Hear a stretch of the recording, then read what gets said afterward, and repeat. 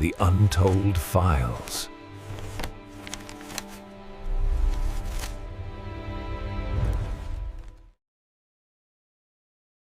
June 12th, 1951, 3:47 p.m.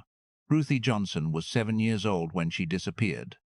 She was walking home from PS 184 or 116th Street, the same route she took every day. 3 blocks from school to the apartment on 132 Street where she lived with her mother Mame and her father Bumpy. It was a Tuesday afternoon, the kind of June day when Harlem felt alive, kids playing stickball in the streets, mothers sitting on stoops fanning themselves, the ice cream truck making its rounds playing that tinny melody everyone knew by heart. Ruthie was holding her best friend Clara's hand. They always walked together, had since first grade, 2 7-year-old girls in matching school uniforms, white blouses, navy skirts, white socks, black shoes. At the corner of 118th and Lenox Avenue, they said goodbye like they did every day. "See you tomorrow, Ruthie. See you tomorrow, Clara." Clara turned left toward her building. Ruthie turned right, continuing toward 132 Street. She had 2 more blocks to go. She never made it. At 4:15 p.m., Mame Johnson started to worry. Ruthie was never late. School let out at 3:30. The walk home took 15 minutes, maybe 20 if she stopped to look at something in a store window. But it was 4:15 and Ruthie wasn't home. Mame walked to the window, looked down at 132 2nd Street. No Ruthie. At 4:30 p.m., Mamie put on her shoes and went looking. She walked the route backward from their apartment toward the school. Asked everyone she passed, "Did you see Ruthie? My daughter, 7 years old, braids, school uniform." Nobody had seen her. At 4:45 p.m., Mamie arrived at PS 184. The school was empty now, just janitors cleaning classrooms. She found Ruthie's teacher, Mrs. Patterson. "Mrs. Patterson, did Ruthie leave with the other children at 3:30? "Yes, Mrs. Johnson. I saw her walk out with Clara Henderson like always. Is everything okay? She's not home." Mrs. Patterson's face went pale. "Did you check with Clara's family?" Mamie ran to Clara's building on 118th Street. Knocked on the door. Mrs. Henderson answered. "Is Ruthie here? Did she come home with Clara?" "No, Mrs. Johnson. Clara came home alone at 3:50. She said they said goodbye at the corner like always." "What's wrong? Ruthie's missing." At 5 p.m. and 12 p.m., Mamie called the NYPD. 2 officers showed up at 5:30. White officers who looked at Mamie like she was wasting their time. "Mrs. Johnson, children wander off. She probably went to a friend's house and lost track of time. My daughter doesn't wander off, she comes straight home. Every day something's wrong off. She comes straight home. Every day something's wrong." The officers exchanged glances. "We'll file a report. But we can't start a real search until she's been missing for 24 hours. That's department policy." 24 hours? She's 7 years old. "Mom, 99% of missing children show up within a few hours. She probably just got distracted. We'll check back tomorrow if she's still gone." They left. At 5:45 p.m., May called Small's Paradise. Asked for Bumpy. Illinois Gordon answered. "Mrs. Johnson, the boss is in a meeting. Can I take a message? Tell him Ruthie's missing. Tell him to pose Helm." Illinois didn't ask questions. "He's on his way." Bumpy Johnson arrived at the apartment at 6:10 p.m. He'd been in a meeting with Policy Bank operators in the Bronx. When Illinois gave him the message, Bumpy dropped everything and ran. Mamie was sitting on the couch, surrounded by neighbors, Mrs. Patterson, Mr. Chen from the grocery store. Everyone was trying to help, trying to think of where Ruthie might be. Bumpy walked in. Mamie looked up. She didn't cry. Her voice was steady, but there was steel in it. "She's been missing since 3:47. I know the exact time because Clara Henderson said they said goodbye at the corner at 3:45. It takes 2 minutes to walk from that corner to where Clara last saw her. Nobody's seen her since." Bumpy's face didn't change, but something in his eyes went cold. The kind of cold that made strong men nervous. "You called the police. They said they can't do anything for 24 hours. Bumpy nodded once. He turned to Illinois, who'd followed him upstairs. "Get everyone. Willie, Marcus, Raymond, quick, fish everyone. I want every man we have on the streets. Every block from 110th to 145th, river to river. Knock on every door. Check every alley, every basement, every rooftop. Find my daughter." Illinois was already moving toward the door. "Boss, we'll find her." Bumpy turned back to Mame. "I need you to tell me everything. Every detail from this morning. What was she wearing? What did she say? Did she mention anything unusual? Anyone following her? Anyone talking to her?" Mamie closed her eyes, forcing herself to think. She wore her school uniform. White blouse, navy skirt. She had her school bag, the brown one with her name on it. She was happy this morning, excited because tomorrow's her birthday. She turns 8. Bumpy's jaw tightened. She didn't mention anyone following her, didn't say anything unusual. She was just normal. My baby was just normal. At 6:30 p.m., 50 of Bumpy's men were on the streets of Harlem searching. They went door to door, asked everyone, checked everywhere. At 8 p.m., 50 of Dumby, Marcus Smooth Williams found something. He was on 119th Street, 2 blocks from where Clara last saw Ruthie. He was checking an alley between 2 buildings when he saw it, a brown school bag, the kind kids carried. He opened it. Inside were school books, and on the front of one book, written in careful 7-year-old handwriting, "Ruth Johnson." Marcus ran back to Bumpy's apartment, burst through the door. "Boss, I found her school bag in an alley on 110th Street. Bumpy took the bag, looked inside. His hands were shaking, but his face was stone. "Anything else in the alley?" "Tire tracks, fresh. And this." Marcus handed Bumpy a piece of paper. It had been tucked into the bag's side pocket. The paper was white. The message was written in crude block letters with a pencil. "We have the girl.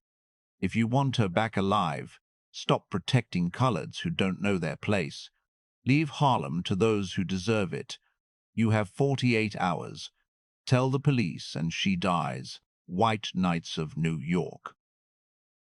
Bumpy read it twice. Then he handed it to Mamie without a word. She read it. Her hand went to her mouth. "The Klan, the KKK took our baby." Bumpy's voice was quiet. Too quiet. "They made a mistake." "What?" "They think taking Ruthie will make me back down. Make me stop protecting this neighborhood." He looked at Mamie. His eyes were empty. "They just gave me a reason to destroy them completely. Before we go deeper, I need you to understand something. Hit that subscribe button right now, because this story goes places history books won't touch. I'm telling you the real story of how Harlem fought back when terrorists came for their children. Where are you listening from? Drop your city below. This isn't just Harlem's story. It's about what happens when you push people too far. Let's continue. June 12th, 1951, 9 p.m. Bumpy Johnson sat in his apartment with his core crew. Illinois Gordon, Willie Fish Jackson, Marcus Smooth Williams, Raymond Quick, Lewis, Raymond Quick, Lewis, and James Ghost Turner, 5 men who'd been with him through wars, prison, everything. The ransom note sat on the table. "White Knights of New York," Illinois said. "That's a KKK splinter group. Operates in the Bronx and Westchester. About 25 members. They've been burning crosses in Yonkers, harassing Negro families who moved into white neighborhoods." "How do you know all this?" Bumpy asked. "I've been tracking them for 6 months, ever since they burned a cross outside Reverend Powell's church in February. I figured they'd try something in Harlem eventually." "You have names?" Illinois pulled out a notebook. 3 leaders. Robert Masterson, Grand Dragon, owns a hardware store in Yonkers. Donald Pierce, recruiter, works at the Bronx post office. And Eugene Talbot, enforcer, ex-cop from Westchester County Sheriff's Department.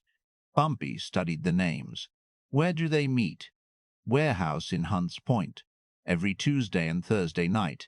But boss, if they took Ruthie, They won't have her at the warehouse. Too risky. They'll have her somewhere else, somewhere isolated. How many men do they have? Active members, maybe 12 to 15, but only about 9 are hardcore. The rest are weekend warriors, show up for meetings, talk tough but don't do much. Willie spoke up.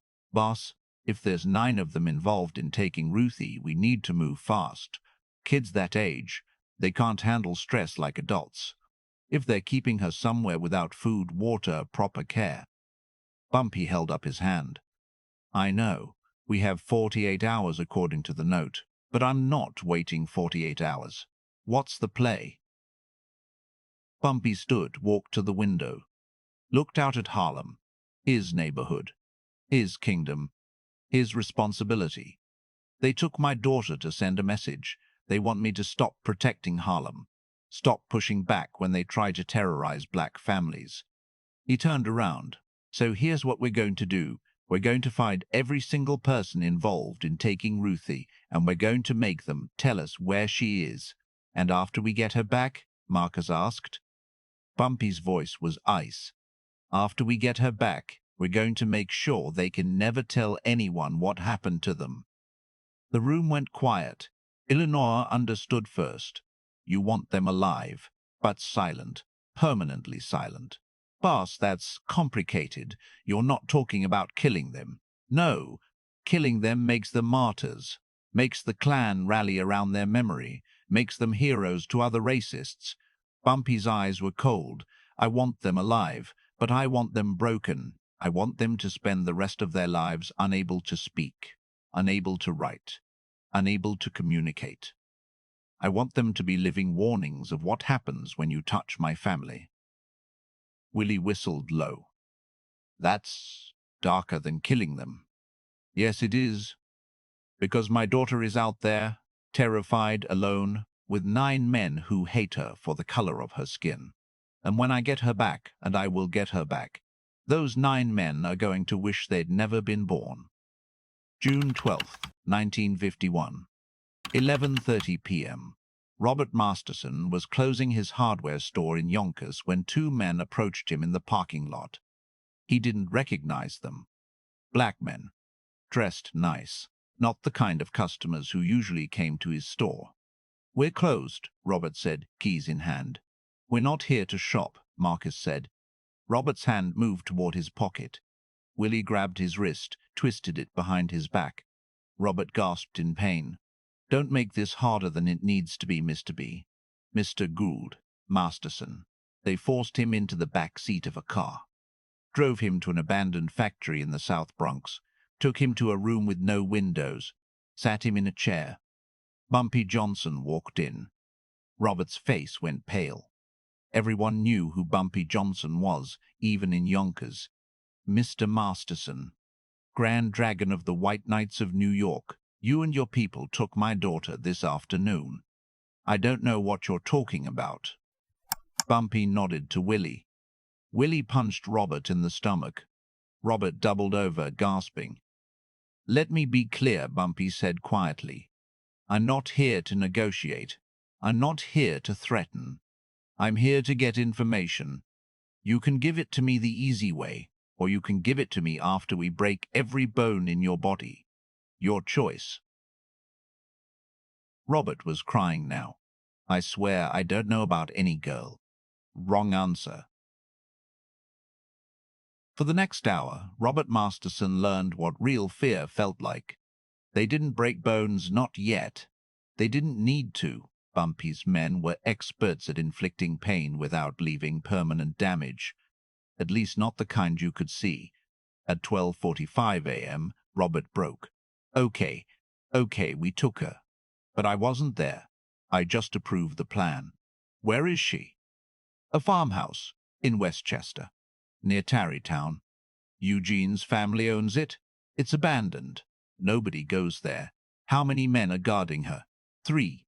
Eugene, Donald, and Patrick. The others are at their homes waiting for instructions. How do I find this farmhouse? Robert gave them directions. Every detail. The address, the road, landmarks, everything. Bumpy looked at Illinois. Check it. If he's lying, the address, the road, landmarks, everything. Bumpy looked at Illinois. Check it. If he's lying, we come back and finish what we started. Illinois left to verify the information. Bumpy looked at Robert. You're going to sit here. If my daughter is where you said she is, you'll live. If she's not, you won't. Please, I told you everything. Yes, you did. And that's the only reason you're still breathing. June 13th, 1951. 2:30 a.m. The farmhouse was exactly where Robert said it would be. 40 miles north of Harlem, in the woods near Tarrytown. An old two-story house that hadn't been occupied in years. One car parked outside a black Ford. Illinois, Willie, Marcus, Raymond, and Ghost surrounded the house. They'd left Bumpy back in the Bronx with Robert. This was a rescue operation, and Bumpy was too valuable to risk. At 2:35 a.m., they moved. No guns. Guns make noise, and noise brings police. They went in silent through the back door, through windows, through every entrance at once. The three Klansmen inside never had a chance. Eugene Talbot was sitting in the kitchen, drinking coffee, holding a shotgun across his lap. Ghost came through the kitchen door behind him, hit him over the head with a tire iron. Eugene went down without making a sound. Donald Pierce was upstairs in a bedroom sleeping in a chair. Marcus put a hand over his mouth, pressed a knife to his throat. Make a sound and you die. Nod if you understand. Donald nodded. Patrick O'Brien was in the living room, also asleep. Raymond and Willie tied him up before he even woke up. At 2:42 a.m., 7 minutes after they entered, all three Klansmen were unconscious or bound. The house was secure.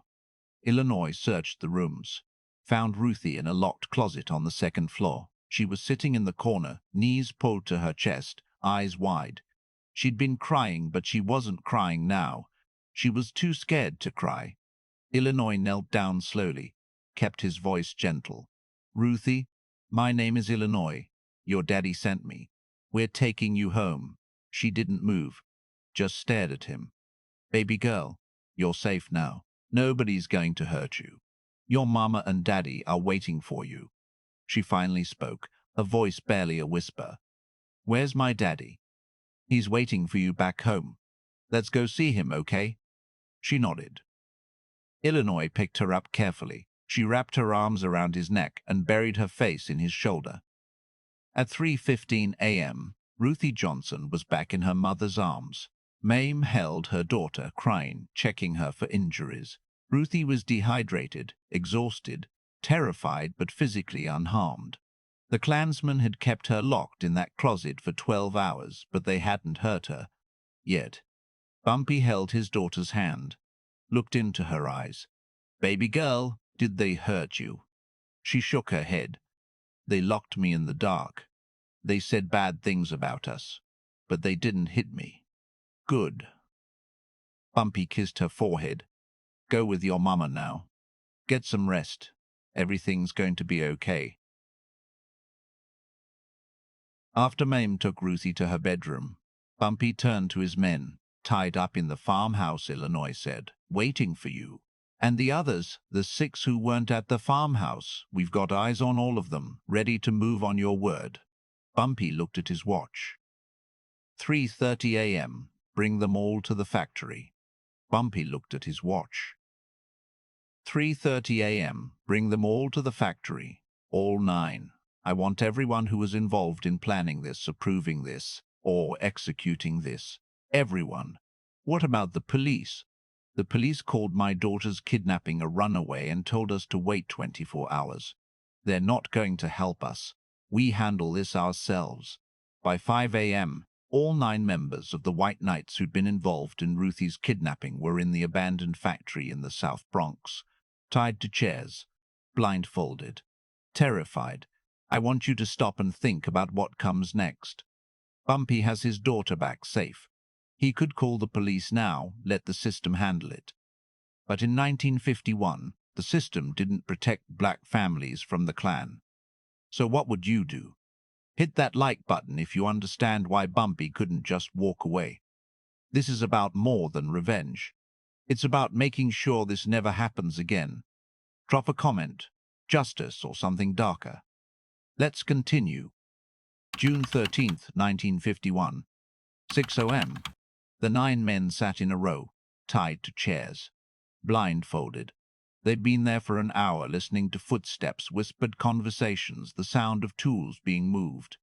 Robert Masterson, Donald Pierce, Eugene Talbot, Patrick O'Brien, and 5 others: Jacob Mitchell, William Foster, Thomas Ryan, Charles Whitmore, Daniel Sullivan. All 9 had been part of the planning or execution of Ruthie Johnson's kidnapping. At 6 a.m., Bumpy Johnson walked into the room. He was carrying something, a wooden case. He set it on a table where all 9 men could hear it. "Gentlemen," Bumpy said quietly, "my name is Bumpy Johnson. You took my 7-year-old daughter yesterday. You locked her in a closet for 12 hours. You terrorized her because you wanted to send me a message." He opened the wooden case. Inside were medical instruments, scalpels, forceps, clamps. "You wanted me to know that the Klan could reach my family, that nobody in Harlem was safe, that you could take whatever you wanted and I couldn't stop you." He picked up one of the scalpels, held it up to the light. "You were wrong." Robert spoke, his voice shaking. "Mr. Johnson, please. We didn't hurt her. We were just trying to scare you. We were going to let her go. I know you didn't hurt her, and that's the only reason you're still alive. But you did terrorize her. You did traumatize a 7-year-old child, and for that, you're going to pay a price." "What are you going to do?" "I'm going to make sure you never threaten another child again. I'm going to make sure you never recruit another Klan member. I'm going to make sure you spend the rest of your lives unable to spread your hatred." He nodded to Dr. Vernon Hayes. Dr. Hayes was a black physician who'd lost his medical license in Mississippi after treating civil rights activists. He'd moved to Harlem in 1949, practiced medicine in secret, treating people who couldn't afford hospitals, who didn't trust white doctors. Bumpy had called him at 4 a.m., made him an offer. "Dr. Hayes, I need you to perform a procedure 9 times. I'll pay you $10,000, but you can never speak of this to anyone. Ever." Dr. Hayes had asked what kind of procedure. When Bumpy told him, Dr. Hayes was silent for a long time. Then he said, "These are the men who took that little girl." "Yes." "All 9 were involved?" "Yes." "Then I'll do it." Now Dr. Hayes stood in front of the 9 Klansmen. He was wearing surgical gloves. He had his instruments ready. "What I'm about to do," Dr. Hayes said, "is called a bilateral vocal cord paralysis procedure. In medical terms, I'm going to sever the nerves that control your vocal cords. You'll still be able to breathe. You'll still be able to swallow, but you'll never speak again." The 9 men started shouting, struggling against their bonds, begging, "Please, God, please, God, please. You can't do this." Bumpy's voice cut through the panic. "I'm also going to make sure you can't write. Dr. Hayes will be damaging the nerves in your hands. You'll have limited motor function. Enough to eat, to dress yourself, but not enough to hold a pen. Not enough to type. Not enough to communicate. You're insane. This is torture." "No.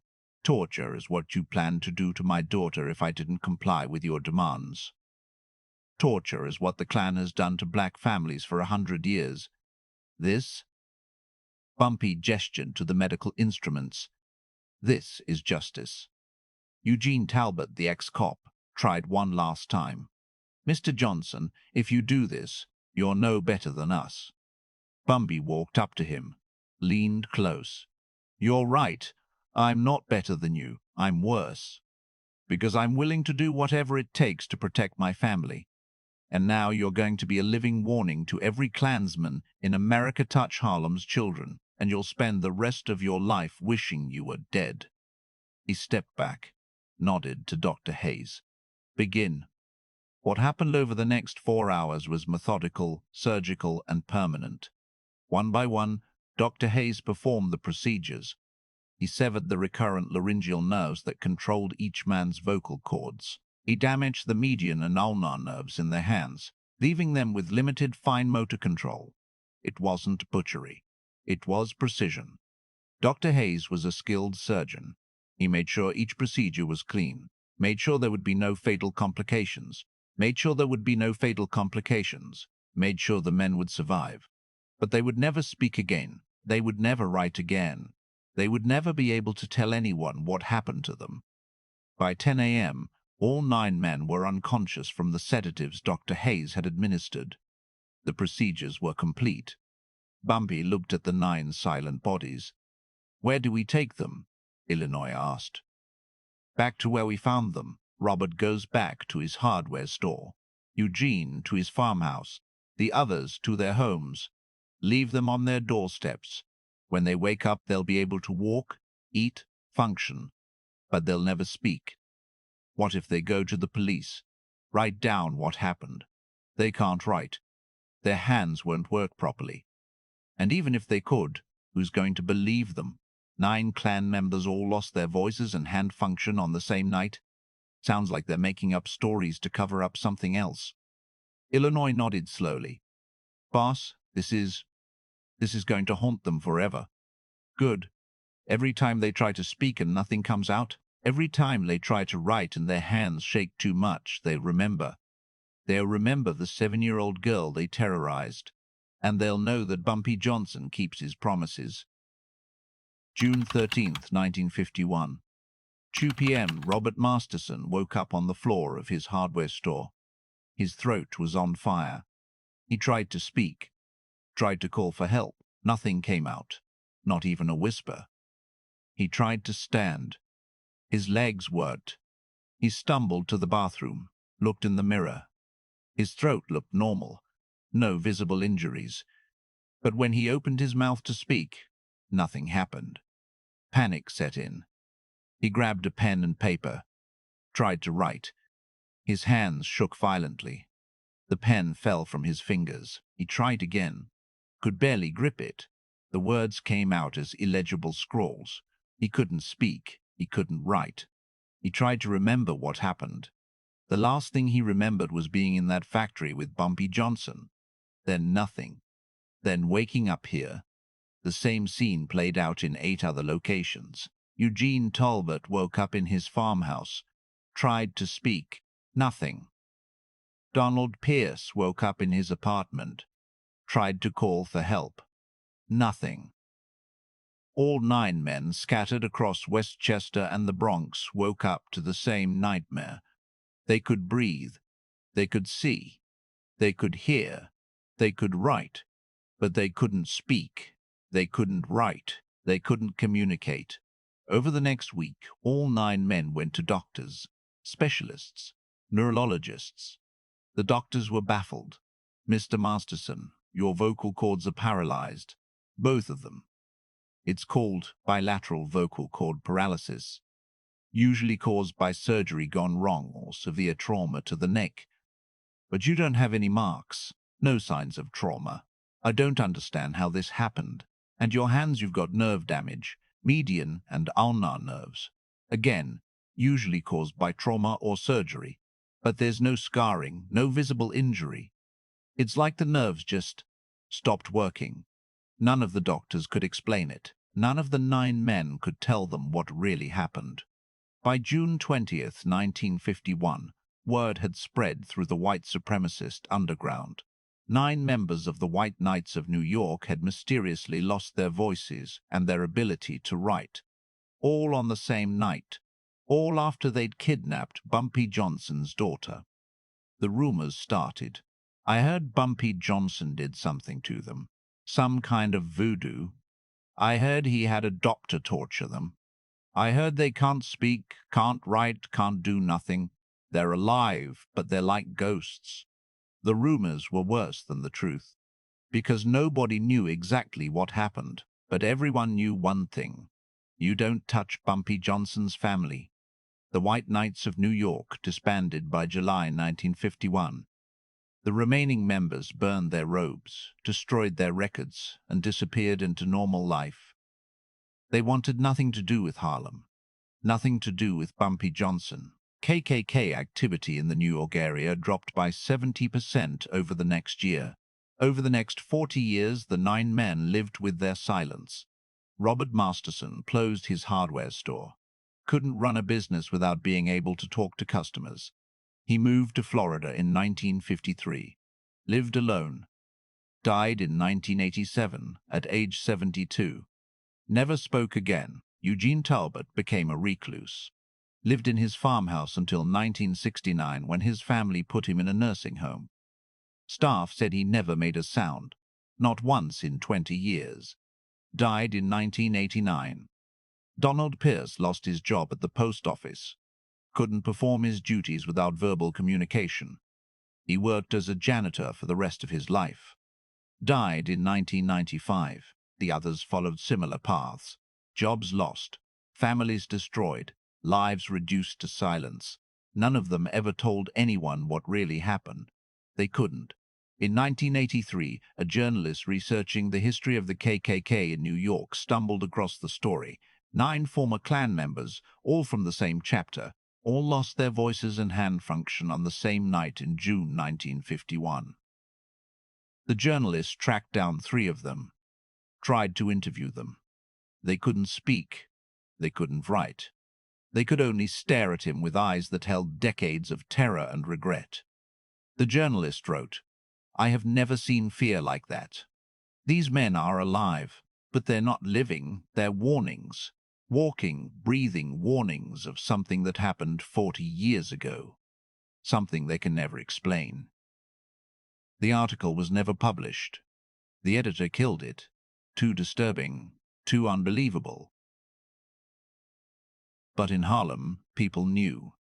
The old-timers told the story for decades, about the night the Klan tried to kidnap Bumpy Johnson's daughter, about how Bumpy got her back in 12 hours, about how 9 Klansmen went silent forever. The story became legend, a warning, a promise. Touch Harlem's children and you'll lose your voice. Ruthie Johnson grew up to be a civil rights attorney. She never spoke publicly about her kidnapping. When asked, she'd say simply, "My father made sure I was safe. That's all that matters."